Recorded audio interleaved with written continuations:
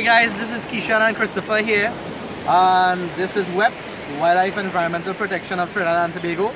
And luckily we on vacation in Tobago, our sister isle, beautiful sister isle. As you can see, the water is excellent. That's the Caribbean Sea there. And we're in the Pigeon Point area. And we actually came up with the idea of highlighting some of you all, or sensitizing you all, on a very important tree species that grows in the coastal areas here in the Caribbean, and especially in this strip here in Tobago. And this is the actual tree right now, which is what we call the manchineel, right? Or what we call the Hypomene mancinele, which is the scientific name for it. It belongs to the Euphorbiaceae family. Basically, why we're going to try and highlight this species is a lot of people don't know, but this is actually a very toxic tree.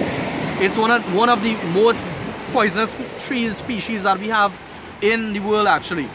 And what happens, it exudes a very milky substance. If you break a leaf from here, I don't know if you all can see it.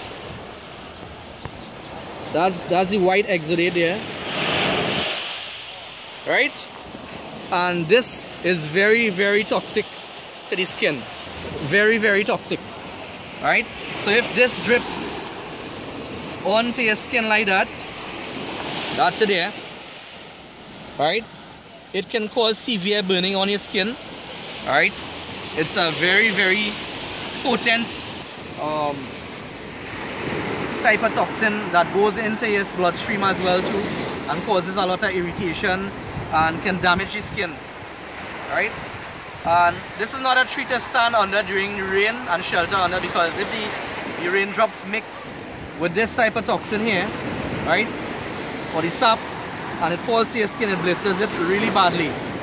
And it's also called the Manzanilla de la Muerte, which means little apple of death. And there's a fruit, and Christopher actually has a fruit here if you want to come closer.